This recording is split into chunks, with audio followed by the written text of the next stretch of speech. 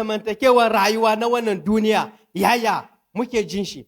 Wani zai iya bayyana maka cewa Ubangijin Allah in zai ɗauki ran shi yau zai gode masa domin yanayin kalubale da yake fuskanta, domin yanayin tafiya da yake fuskanta. Amma Ubangijin Allah ya ba mu assurance cewa kada mu damu, yana nan.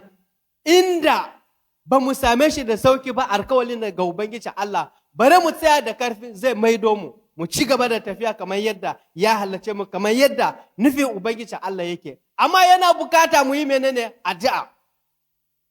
Mu yi addu'a, mu kuma furta zunubanmu, mu bayyana wa Ubangijin Allah inda muka kasa, mu bayyana wa Ubangijin Allah inda ba mu yi daidai ba, zai maido mu.